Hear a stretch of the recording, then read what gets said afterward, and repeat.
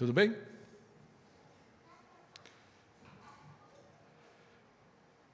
Quando um filho é pequeno, sua mãe o segura pela mão para atravessar a rua. Mas chega um dia em que ele passa a atravessar sozinho. A mão o solta, mas a voz fica. Quando nós pensamos numa mãe, quase sempre vem à mente aquela figura daquela mulher presente, que sempre está presente, a cada uma da sua maneira, tentando mostrar o melhor caminho para os seus filhos. Às vezes num conselho rápido antes de sair de casa, algumas vezes numa conversa mais longa, quando voltam da escola ou já do trabalho, para aqueles que são um pouquinho maiores, ou até mesmo naquele simples olhar que muitas vezes fala mais do que muitas palavras, não é verdade?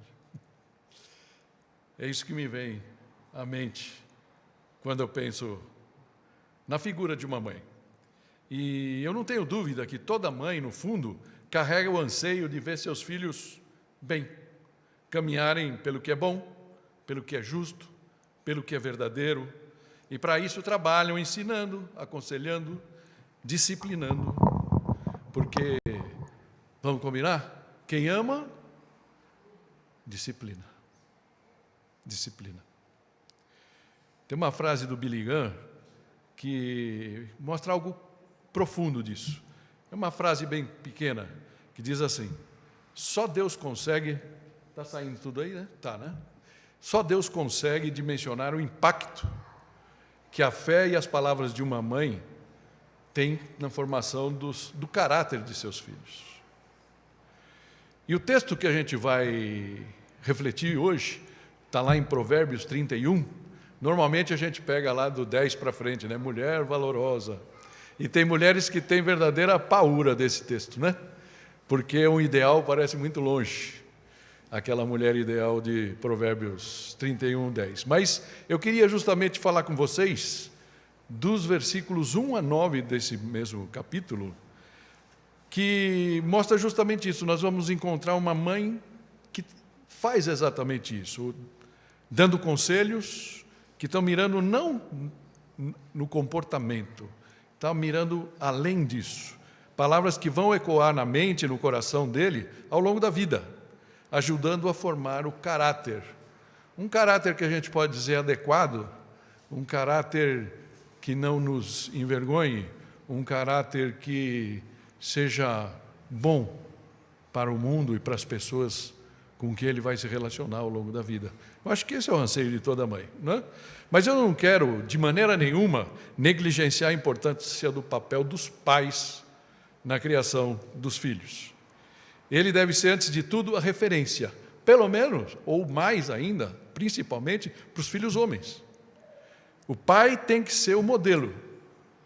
E também, ele é o que transmite a sensação de segurança, de identidade e de direção. Mas disso nós vamos tratar lá em agosto, no Dia dos Pais. E vai ser muito bom poder falar dessas coisas, se Deus quiser.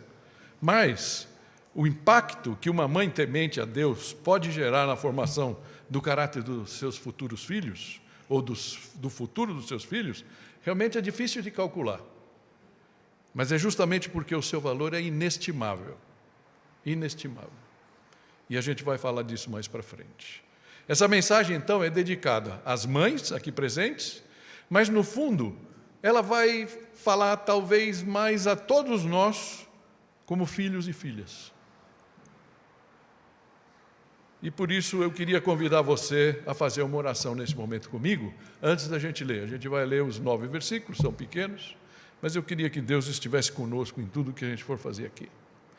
Pai Santo, nós te louvamos, nós te honramos, nós te agradecemos por esse dia em que estamos celebrando o Dia das Mães. Quem poderia pensar num plano tão maravilhoso como esse que o Senhor criou? Que uma mulher concebesse outro ser no seu ventre. E isso fizesse um elo, uma conexão tão grande dela com esses filhos, que nada nesse mundo pode separar ou pode superar. A menos, ou única coisa que pode superar isso é o teu próprio amor por cada um de nós.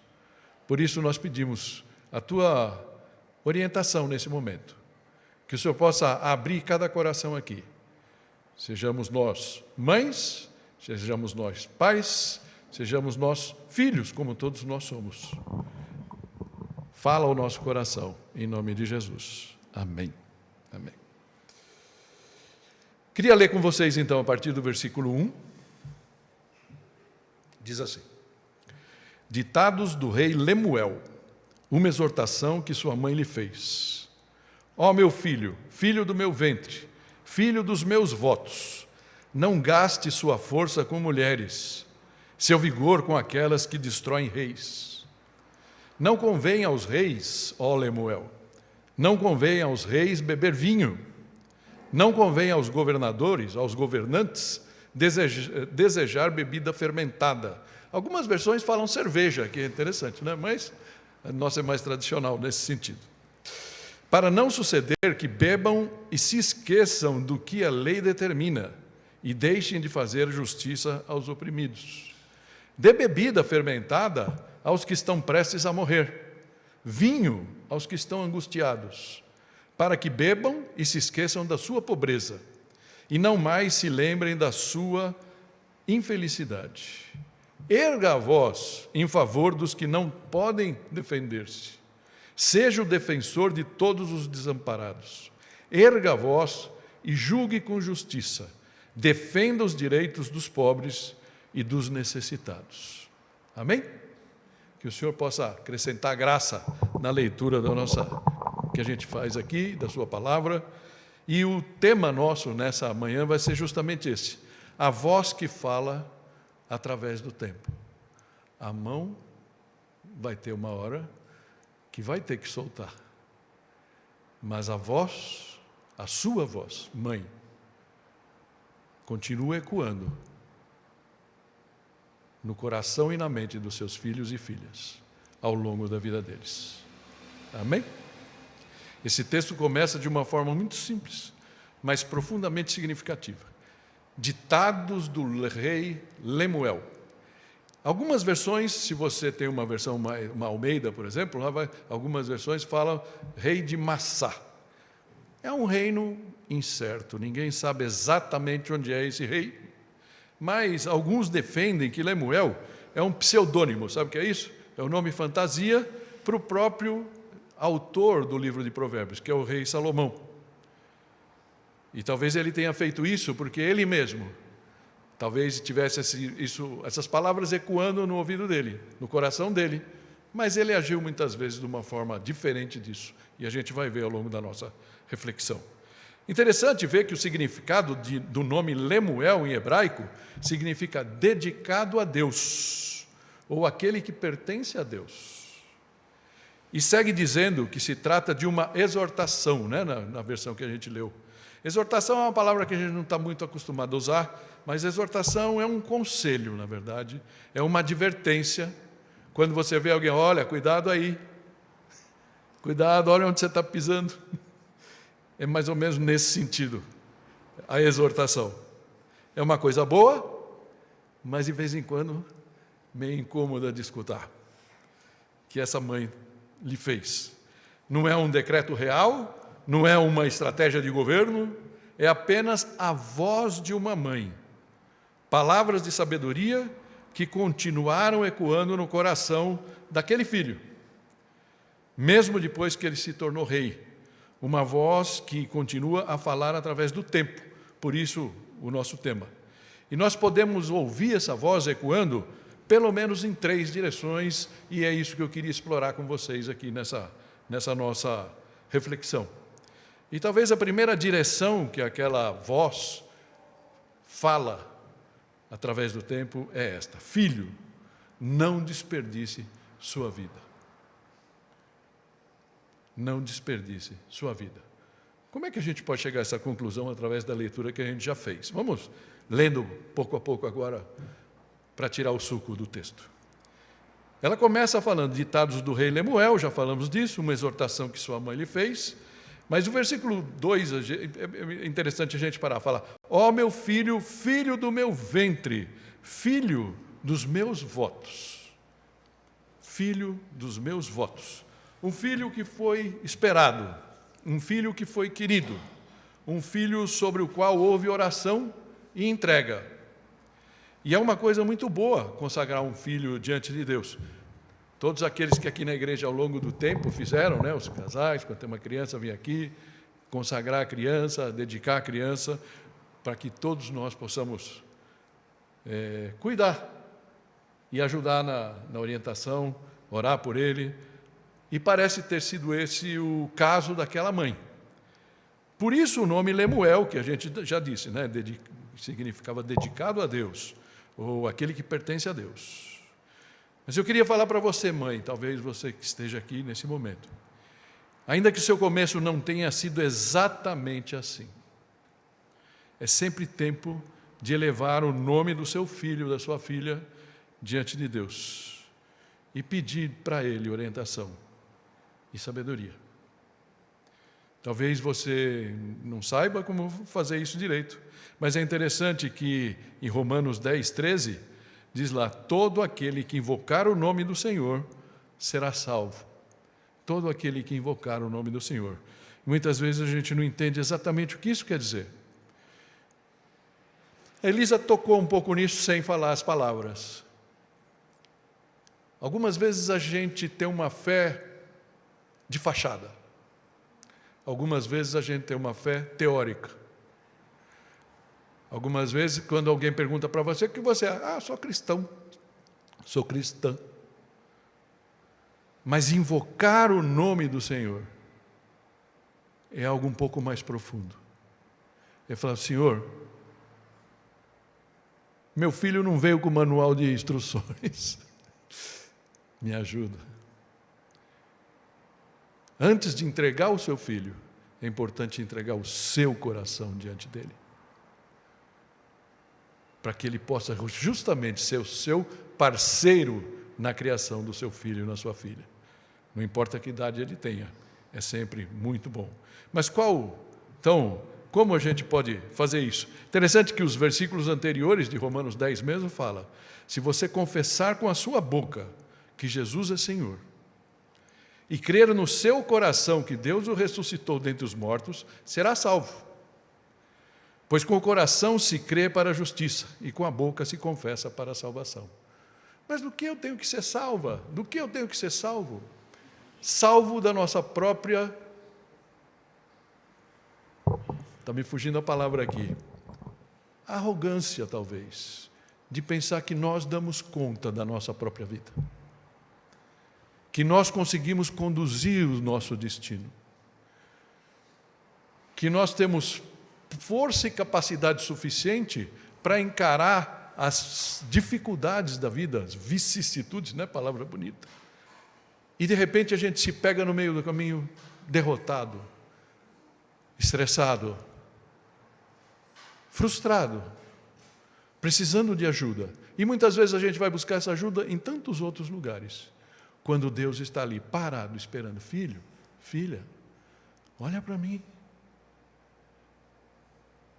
Clama o meu nome, que eu estou aqui para te ajudar.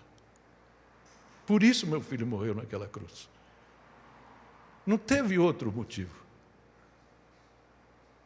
E o sangue de Jesus é aquele que pode mudar a sua vida, quando você invocar o nome dele. Amém? E é isso que aparentemente aquela mãe fez. E qualquer mãe aqui pode fazer. Mas qual foi o primeiro conselho da mãe do rei Lemuel, que ficou marcado então no coração dele, a ponto dele escrever depois? Seja ele Salomão, seja ele mesmo Lemuel. Diz assim o versículo 3: não gaste sua força com mulheres e seu vigor com aquelas que destroem reis. Uau, machista. A mãe que falou. Acho que de mulher ela conhecia um pouco. Qual a relação de mulheres e força com vigor físico? Tem uma versão da Bíblia, não sei se vocês conhecem, chama a Bíblia A Mensagem, né? Não dá para ser a sua Bíblia do dia a dia, mas ela é interessante, que é uma Bíblia feita por um pastor muito renomado, e ele chama paráfrase, né? Ele interpreta o que a palavra fala. E algumas vezes é muito interessante. Nesse versículo eu achei interessante, os versículos 2 e 3, ele fala assim: filho que gerei e dediquei a Deus. Olha que interessante. Filho que gerei e dediquei a Deus, o filho dos meus votos lá, né, que a gente leu, certo? Aí ele fala: não esbanje seu vigor com caçadoras de fortuna, mulheres promíscuas que desgraçam os líderes. Interessante. Relacionamentos podem consumir ou preservar a chama que Deus colocou em cada coração. Há relações que acrescentam a vida, te dão força. Sim ou não? E tem algumas relações que consomem essa força. O seu vigor físico, emocional, espiritual. Como se o seu destino estivesse sendo drenado, desviado. Conhece algum caso assim? Já viu isso acontecer? A gente costuma dizer, eu com um pouco mais de experiência de vida, pelos meus anos, é impressionante você ver algum rapaz novo, bonitinho ou não, basta fazer um pouquinho de sucesso na vida, como começa a acontecer coisas, possibilidade para ele se perder. A gente vê isso com jogadores de futebol, infelizmente a gente vê isso com mais frequência do que a gente gostaria. Né? Alguém que sobe no emprego, aí, nossa, começa a ficar tão bonito para a meninada em volta. É um pouco disso que aquela mãe está falando. Ainda mais para um rei, imagina, né? Mas eu gosto de falar assim, né? Pensa assim você. Para toda mãe aqui, por que essas palavras do rei Lemuel servem para qualquer um aqui? Porque todo filho, toda filha, para sua mãe, são príncipes e princesas, certo? E toda mãe é a rainha do seu lar, pelo menos deveria ser assim. Por isso, esse ditado é para todos nós. Deveria estar no coração de todos nós. Ok? Então, aqui não é só sobre mulheres e sexualidades, é sobre relacionamentos que drenam, que corrompem, que desviam. Podemos pensar também em algumas amizades, certo? Algumas amizades são assim. Você pensa que estão levando para Cristo, e tem algumas que estão te desviando de Cristo. Escolhas afetivas precipitadas, que acabam mudando totalmente aquilo que estava planejado por uma pessoa. A voz de uma mãe sábia e temente a Deus não é instrumento de controle, mas um instrumento de influência para formar a capacidade de discernir em seus filhos. Discernimento é um negócio muito importante. E é justamente o que o mundo onde a gente está, a nossa sociedade, quer bloquear em cada um de nós. Certo? Porque se você não pensa, você é facilmente manipulado. Você vai para onde te levarem. Vou para onde a vida me levar, né? Vida leva eu. Mas isso não é o que uma mãe sábia gostaria de ver nos seus filhos. E a influência que essa mãe quer dar. Então, a mãe precisa formar no filho a capacidade de discernir, para que eles possam saber e aprendam a escolher corretamente quem entra na vida deles e quem deixa de entrar. E justamente essa decisão vai acontecer num momento que vocês já não estão mais segurando a mão deles. Porque quando vocês estão segurando a mão deles, era fácil falar: fica aqui, menino, vai embora, menino, ou menina, né? Mas depois que você larga a mão, você tem que confiar em alguma coisa a mais. Você precisa confiar no Deus que você crê. E você precisa confiar que aquilo que você já falou para ele e ainda pode falar, vai calar fundo no coração e na mente desse filho. Mas o filho ou filha já é grande e não quer me escutar. Se esse é o seu caso, eu queria dizer, é bom que você saiba que você não está só nesse time.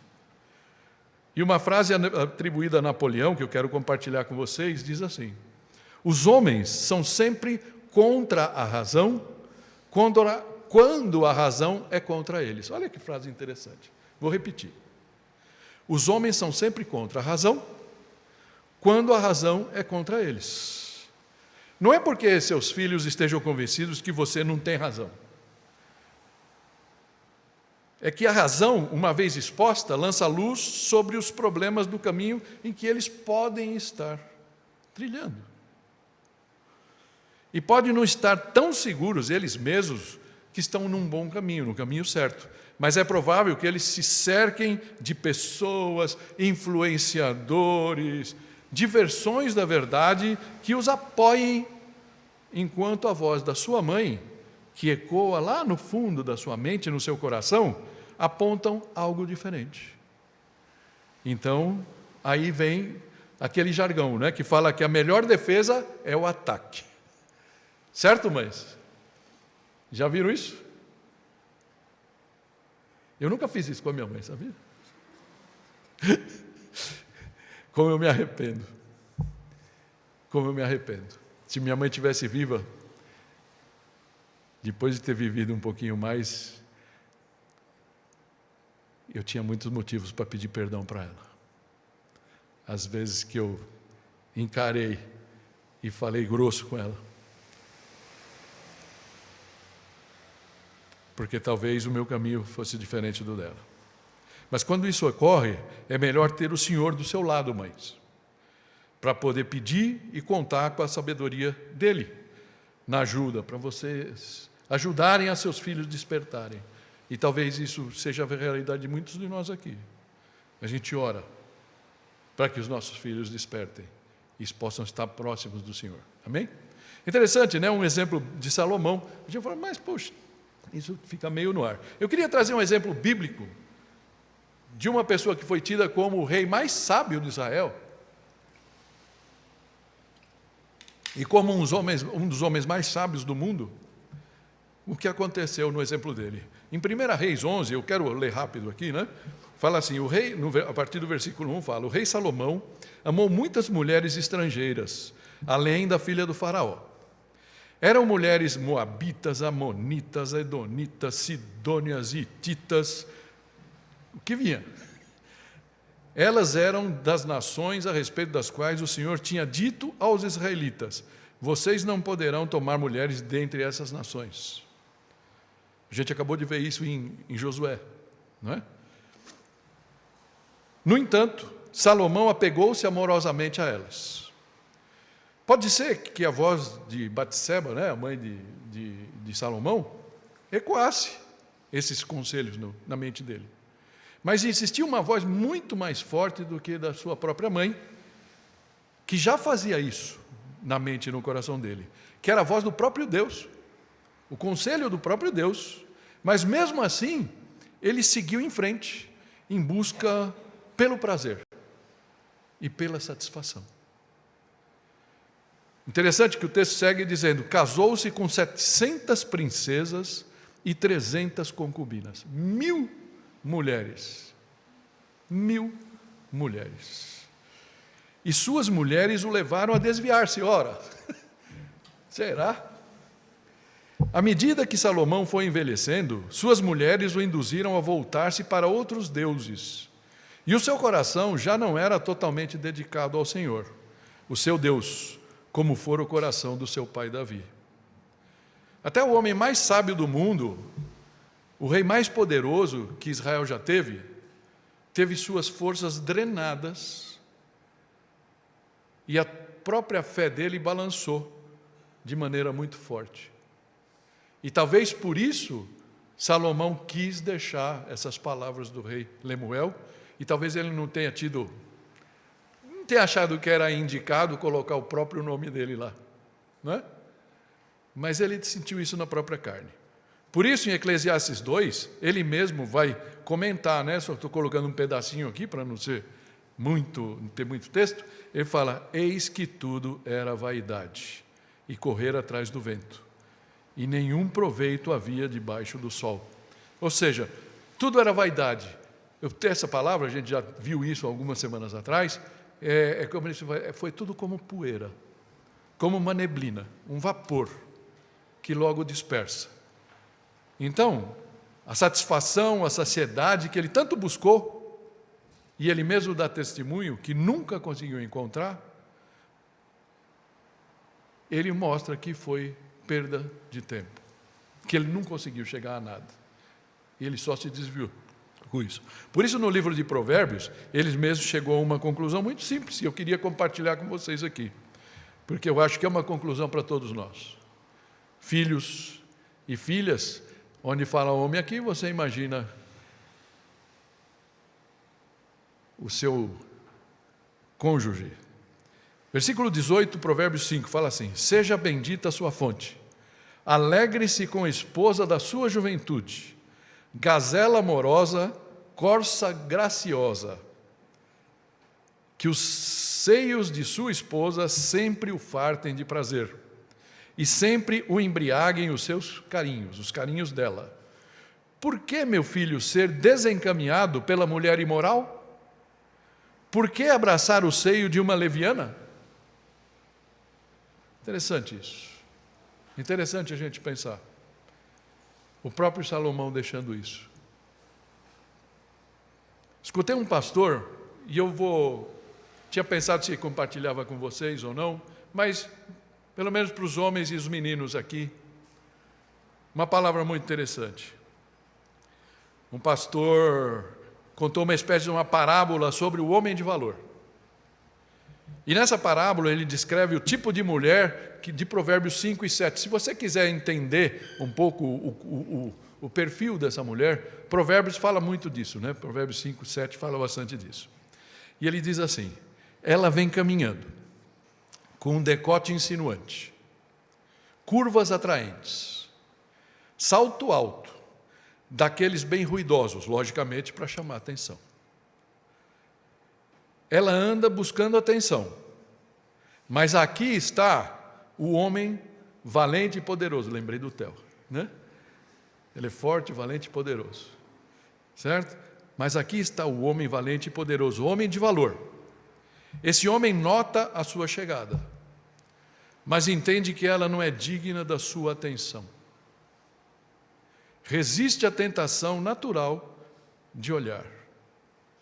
Ela pode passar bem perto, mas a sua atenção está na sua esposa, em sua gazela, a porção que Deus lhe deu nesta terra. E ele se alegra e se deleita em tê-la ao seu lado. Amém? Que a gente possa desfrutar a mulher que Deus nos deu e que está do nosso lado. Filhos aqui presentes. Por isso a gente pode concluir aqui essa primeira visão, né? Essa primeira voz, que a voz de uma mãe sábia dá aos seus filhos raízes para que eles possam desenvolver asas. E eu acho que essa foi a primeira coisa. Filho, antes de você se deixar levar para lá e para cá, que as pessoas te levem para lá e para cá, que você crie raízes, para que quando você puder voar, você esteja pronto. Amém? A voz que fala através do tempo: filho, não desperdice a sua vida. Mas não é só de pessoas que podem drenar as suas forças, que podem nos fazer desviar. Existem também padrões, hábitos, vícios, que alteram nossa capacidade de pensar e decidir. E por isso o segundo eco dessa voz, que fala através do tempo, é: filho, seja sóbrio. Filho, seja sóbrio. Sóbrio não é uma palavra que a gente usa normalmente no dia a dia, ou que a gente tem uma visão um pouco distorcida dela. Ser sóbrio parece ser sisudo, sério, né? Ou tonto. Mas sóbrio é manter a mente lúcida e o coração firme. Por quê? Mas não é só porque a sua mãe diz, ou porque você pode ser punido, né? Mas é porque você sabe quem é, e sabe que é amado, e por isso sua vida, e que sua vida não é um acidente. Por isso, você pode ser sereno e sóbrio. Isso que sua mãe vai falar através de vícios, né? Versículo 4 fala: não convém aos reis, ó Lemuel, e eu gosto desse começo, não convém aos reis beber vinho, não convém aos governantes desejar bebida fermentada. E eu gosto dessa abordagem, porque ela consegue entender, e acho que toda mãe aqui sabe, e já viu as consequências disso na sua própria casa, na sua própria vida, na sua própria família,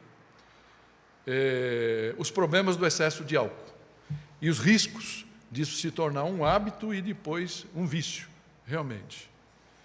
Mas a exortação dela não aponta exatamente nesse sentido. Ela olha em direções diversas para que a coisa seja mais profunda. Ela olha para quem o filho é, para a identidade dele. Ó, Lemuel, não convém ao rei. Não convém ao rei. Certo? E depois, então, filho, você é uma pessoa de bem, você é muito amado por mim e por Deus. Então, olha para isso. E a outra dimensão é para o impacto de um hábito assim, que um hábito assim pode gerar na sua identidade. Então, qual é a sua identidade e que impacto que esse vício pode gerar sobre a sua identidade, sobre quem você é. Né? Ok? Por isso ela fala aqui, não convém, Lemuel, não convém beber vinho, e aos governantes também, ou seja, a liderança de qualquer coisa, mesmo que for liderança só da sua casa, você se encher de cerveja, por exemplo. E aí o versículo 5 vai falar, para não suceder que se esqueçam do que a lei determina e deixem de fazer justiça aos oprimidos. Se esqueçam. Como é que você pode esquecer, né? Então ela lança aqui a voz de orientação para que ele preserve a clareza mental e moral, mantenha-se sóbrio, para não esquecer as suas responsabilidades, sejam elas cívicas, no caso de um rei, sejam elas familiares, sejam elas espirituais. Né? Mas por que ela levanta então tudo isso? Por quê? Porque a bebida, um vício, seja ele uma droga, tem tantas coisas que se faz hoje, pode distorcer o julgamento, enfraquecer o senso de responsabilidade e afeta a sua capacidade de tomar decisões que impactam a vida dos outros. Né? Por isso, quem perde a sobriedade ou a lucidez, perde a capacidade de governar a própria vida. E uma mãe está preocupada com o filho que não consegue mais governar a sua vida, sim ou não? Por isso a mãe ainda vai ser mais explicativa nos versículos 6 e 7. Versículo 6 fala assim, dê bebida fermentada aos que estão prestes a morrer, vinho aos que estão angustiados, para que bebam e se esqueçam da sua própria pobreza e não mais lembrem da sua infelicidade. Interessante, é como se ela estivesse dizendo, filho, lembre-se de quem você é. E qual é o seu propósito na vida? Qual é o seu chamado? E que você é amado, eu te amo, Deus te ama. Então você não precisa viver assim. Há vidas realmente que vivem anestesiadas. Infelizmente a gente conhece mais gente assim do que a gente gostaria.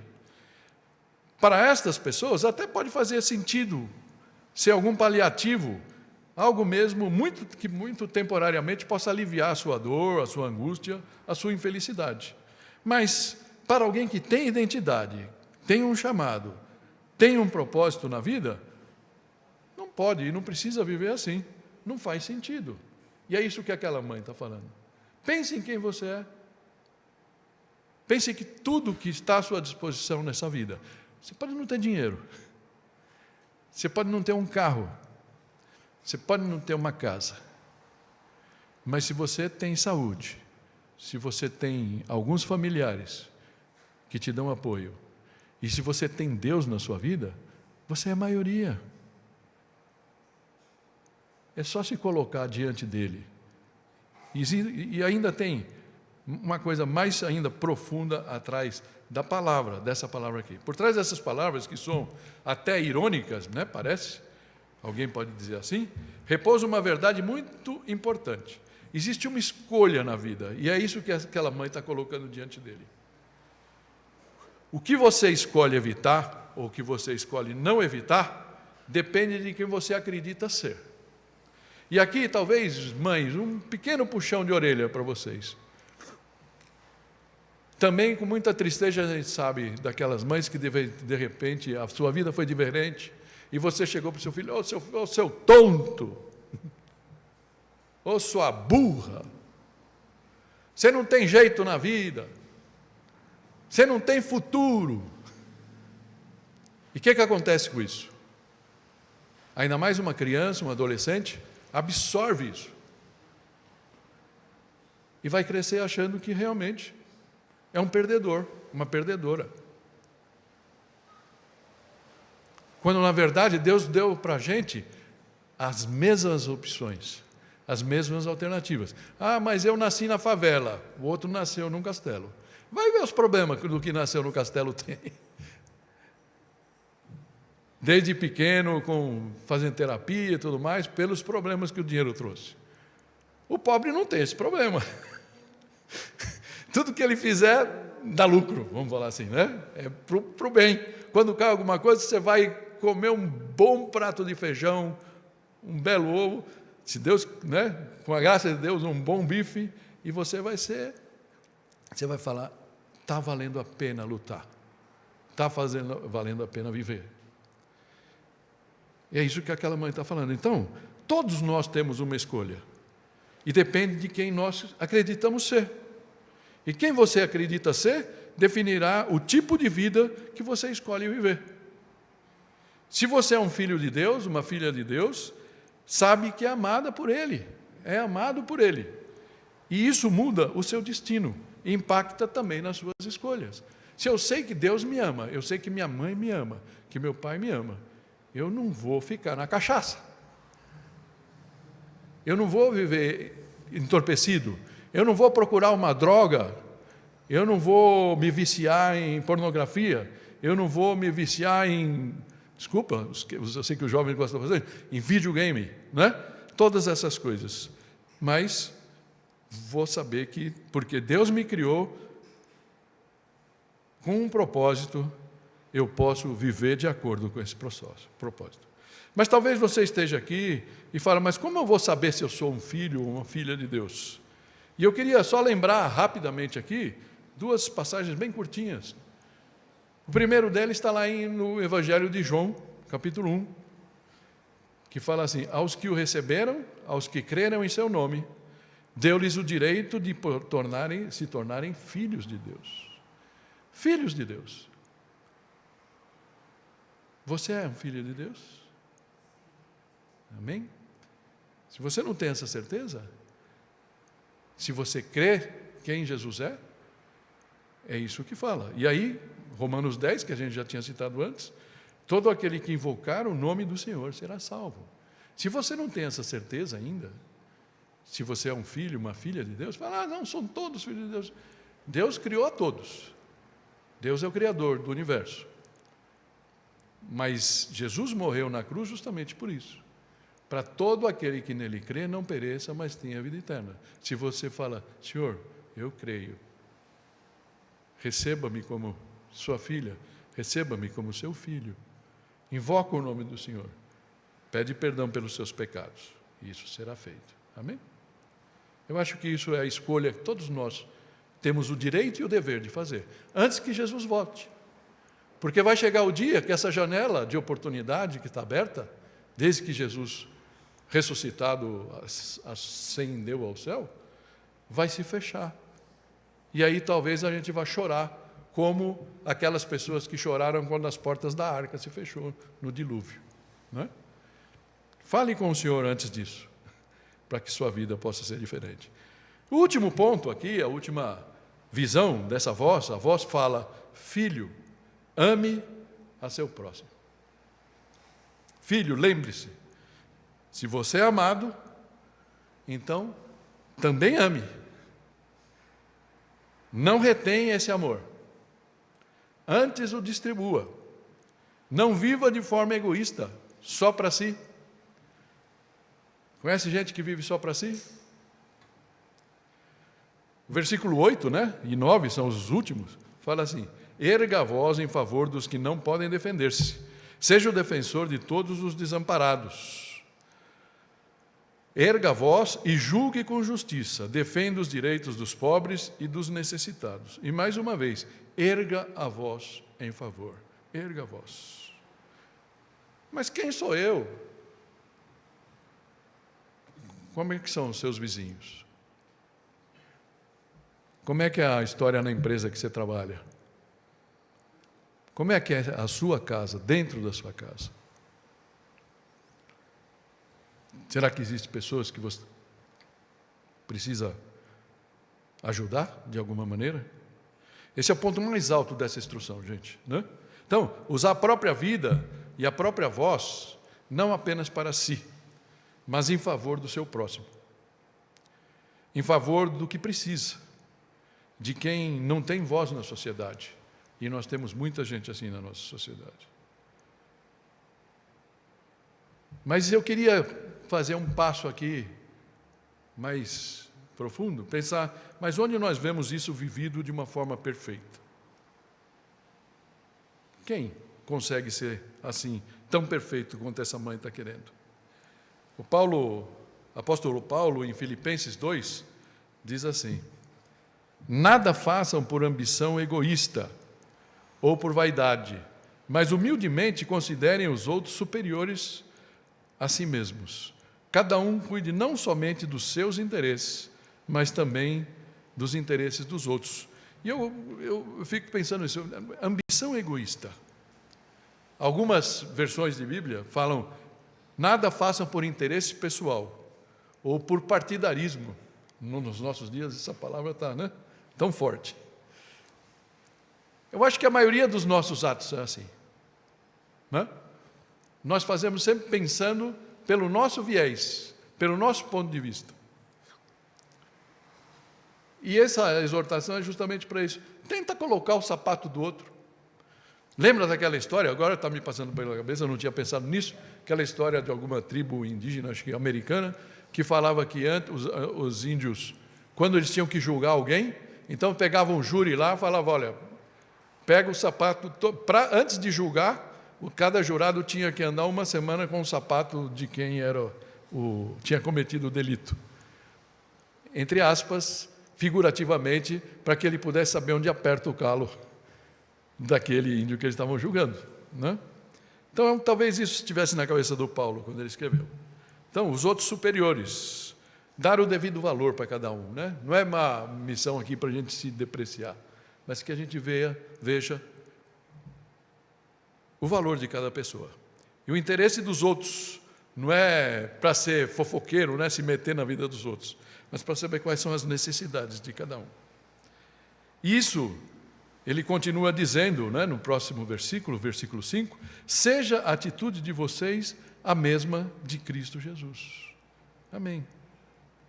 Seja a sua atitude como a de Cristo. Jesus não apenas ensinou a amar, ele viveu esse amor. Ele abriu a boca pelos que não tinham voz.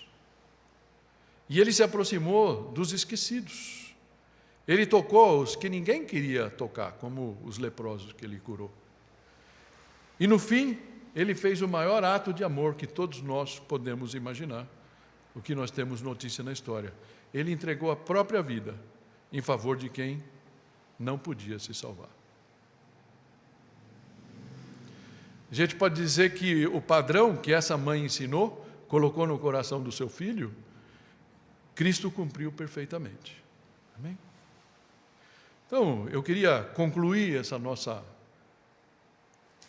pequena reflexão com uma frase e depois contar para vocês, dar um exemplo de uma coisa que aconteceu. Chega um momento em que cada filho passa a responder diante de Deus por suas próprias escolhas. Vou dar uma parada aqui, porque isso, de uma certa forma, eu quero dizer para vocês. Não façam como muitas vezes a gente faz, de chamar para si toda a culpa do universo. Porque todo pai, toda mãe faz um papel, e disso a gente falou até agora. Coloca na cabeça dos filhos o que é certo. Espero que vocês tenham feito isso de alguma maneira. Mas o futuro deles no final chega um momento que eles, como adultos, vão decidir. E o que a gente pode fazer é orar e pedir para que aquilo que vocês puseram na cabeça deles, e nós também como pais, espero que alguma coisa também tenha ficado, né? Ainda possa ser usado. Por isso, o texto aqui fala, chega um momento em que cada filho passa a responder diante de Deus por suas próprias escolhas. Mas o que sua mãe plantou em seu coração ainda é um instrumento ou uma ferramenta útil nas mãos de Deus para moldar o destino desse filho. Então eu queria dizer para vocês uma palavra de conforto, talvez. Não esmoreçam se seu filho, se sua filha ainda estão distantes de Deus. Porque se você deixou alguma coisa e está plantado ali na cabeça deles, de alguma maneira, Deus ainda pode usar isso. E eu creio que Deus é misericordioso e justo, amoroso, para usar isso ainda, de alguma maneira. Uma coisa bem simples, mas foi interessante. O João estava aqui com a gente, ele foi embora, né? Ele veio quinta-feira para cá, é aniversário do João hoje, né? Mas ele tinha que voltar por causa de plantões, lá em Belo Horizonte. Mas ele acordou e falou, estava sonhando. Puxa, o que era o sonho, meu Deus? Eu não vou lembrar. Mas ela falou alguma coisa, ele falou, não, e no sonho a mamãe falava, né? Não, que não faz isso, faz aquilo. Ou seja, mesmo no sonho dele, as palavras da mãe estão na mente e no coração dele, nos sonhos, né? Sabe que Deus pode usar, né? A gente não sabe os instrumentos de Deus. Então, mãe, não esmoreça. E talvez, né? Então, uma voz que fala através do tempo. Talvez seu coração esteja aí pensando que se você tivesse escutado alguma coisa dessa alguns anos atrás, ou se teu filho tivesse tido um ouvido mais aberto, seria diferente. Mas talvez seu coração carregue esse peso grande por aquilo que seu filho deixou de ser, que ele podia ter sido e nunca foi. Talvez isso te entristeça de não sentir, por parte de seu filho, a consideração por todo o esforço que você mereceria. E aí eu gostaria, antes da gente orar, fazer uma oração final, compartilhar com vocês uma história de alguns anos atrás que eu achei muito interessante. Essa moça aqui, o nome dela é Laura Young. É uma americana de Austin, no Texas. E ela tem uma loja, eu não entendi direito o que é a loja dela, acho que é um brechó mais chique do que o brechó que ela foi. Artigos vintage, o que é isso, Elisa? Né? Não sei. Então, artigos vintage. Deve ser alguns artigos especiais e tal. E quem trabalha assim garimpa. Lembra quando a gente teve os nossos bazares aqui? Aquela mulherada que entrava antes, as profissionais, né? Elas sim tinham os brechós profissionais, e elas vêm aqui no começo e já rapa tudo que é bom, né? Tudo que é bom, elas têm o olho clínico e já leva tudo e depois fica o resto para a gente vender. Não? Talvez essa seja a verdade dessa moça. Mas dizem que essa moça entrou num brechó lá, tem uma rede lá que chama Goodwill, né? Armazéns da Boa Vontade, alguma coisa assim. E ela encontrou, ela foi, tinha aqueles negócios, as mesas lá, e disse que embaixo de uma mesa ela olhou e tinha esse busto aí. Essa estátua estava jogada lá, e ela falou, poxa, o que você está fazendo aqui? Não era muito o estilo da loja aquilo lá. Ela foi lá, pegou, e tinha mas mesmo assim, estando lá jogada, tinha uma etiqueta, $35. $35 a 5 dá R$175. Não era um negócio tão barato, mas ela olhou, falou, isso parece mármore mesmo, né? Ela falou, tá bom. Ela foi lá e comprou. Comprou, mas ela ficou intrigada com aquilo. E, para satisfazer a curiosidade, ela começou a pesquisar, procurar, e aí chegou até num órgão lá que era especializado em coisas, em antiguidades e tudo mais. E aquilo foi visto que era real, era como se chama? Era um busto romano legítimo. Tinha uns 2.000 anos aquilo lá, provavelmente uma obra que foi saqueada durante a Segunda Guerra, algum soldado alemão pegou, levou para a Alemanha, estava lá, E aí, no dia D, lá, né, depois no final da guerra, algum soldado alemão achou lá numa casa que devia ter sido bombardeada, catou aquilo e levou para os Estados Unidos. Mas nunca ninguém deu valor para aquilo. E ficou lá, o destino foi naquele brechó, até que essa moça achou. E aí, esse órgão especializado avaliou aquilo e chegou à conclusão que era real, que era realmente um busto romano, de mármore, e o valor era incalculável. Eles não conseguiam nem calcular. Era inestimável aquela peça, né? E o que ela fez com aquilo? Ela não ia nem vender. Então ela doou, ela levou para que deu para os caras levassem aquilo, e aquela peça então acabou sendo exposta num museu de arte em San Antônio, nos Estados Unidos, e depois seguiu de volta para a Alemanha, onde, pelo menos, não deveria ser, né? Mas tudo bem, a Alemanha, pelo menos, era o local de origem, e para lá foi. Então, eu fico pensando nessa história e pensando no valor de vocês, de cada mãe. Assim é o valor de cada mãe, talvez não para os seus filhos, da forma que vocês esperassem, mas para Deus.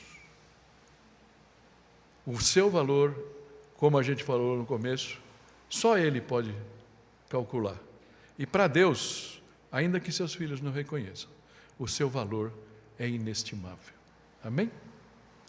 Eu queria que você soubesse disso. Nunca é tarde, ainda que o seu filho já tenha largado sua mão. Alguns estão ainda nessa fase aqui, os da Elisa pelo menos, os da Ana, né? Mas nós temos uma boa turma aqui que os filhos já estão crescidos. Eu diria para você que a tua palavra e o teu conselho ainda vale a pena. E Deus ainda pode transformar o destino do seu filho, se você se empenhar. Mas para isso fazer, eu não estou fazendo um convite moral para você. Eu não estou fazendo um convite, esforce-se mais para falar isso para o seu filho. Eu acho que a gente pode ir mais longe quando os nossos joelhos se dobram diante do Senhor. E é o convite que eu queria fazer para você nesse momento. Vamos fechar os nossos olhos e vamos orar? Quem tiver a vontade de dobrar os joelhos mesmo, nesse momento, para que a gente possa orar ao Senhor, pode fazer isso com liberdade. Não tenha vergonha do Senhor.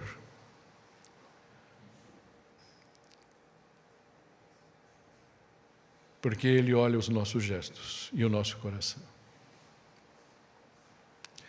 Se você é filho, filha, pode fazer isso também. Ó Pai de amor, nós queremos te louvar e te agradecer. Porque nenhum de nós chegou aqui, ó Pai, sem ter sido gerado por uma mãe. O homem não conseguiu substituir a maternidade ainda, Senhor, por mais que tente. Por isso, todos nós somos gratos. Porque mesmo com mães imperfeitas, todos nós podemos chegar até aqui nessa vida, Pai. E uma parcela pequena da voz dessa mãe, da nossa mãe, ecoa ainda até hoje no nosso coração. Nós queremos pedir, Pai, primeiramente por elas. Abençoa cada uma delas aqui, Senhor. Abençoa aquelas, Pai, que nem são mães, algumas são até avós ou tias, mas cumprem esse papel tão importante na vida dos pequeninos, dos filhos, das filhas. Dá a elas, ó Pai, a sabedoria. Dá a elas a convicção de que com o Senhor elas são maioria. Dá a elas, ó Pai, a verdadeira noção de que o valor que elas têm é inestimável diante de Ti. Pai, e para cada filho e filha aqui, que esses conselhos que calaram fundo no coração do rei Lemuel, ó Pai, ou do rei Salomão, nós não sabemos, possam calar fundo em cada coração aqui, Senhor. Que a gente aprenda a discernir, ó Pai, o que é bom. Filtrar os nossos relacionamentos, Senhor. Saber o lugar certo da bebida na nossa vida e dos vícios. Não nos deixarmos levar, Pai. Nos ajuda a manter a sobriedade, Pai, em tudo o que façamos. Porque nós sabemos quem nós somos, Senhor. Nós somos teus filhos, somos filhos amados. E por isso nós podemos descansar nos teus braços. E por último, Pai, nos ajuda no nosso egoísmo, Senhor. Perdoa-nos por pensar primeiro no meu, no nosso, no eu e em nós. Nos ensina, Pai, a conjugar o verbo, Pai, no plural. Nos ensina a olhar o nosso próximo. E usar a voz que o Senhor nos deu, seja no trabalho, seja na escola, seja na nossa vizinhança, no nosso prédio, na nossa família, Senhor. E podemos falar do amor que Jesus tem, que um dia nos alcançou e ainda quer alcançar muitos outros. Ensina-nos, Senhor, a viver o amor que Jesus viveu aqui na terra. E por esse amor se rendeu por cada um de nós. Nos permita, Senhor, agradar o seu coração com a nossa própria vida. Cada um à sua maneira, Senhor. Mas que a gente possa ainda, Senhor, honrar todo o seu esforço e o seu amor por cada um de nós. Em nome de Jesus. Amém.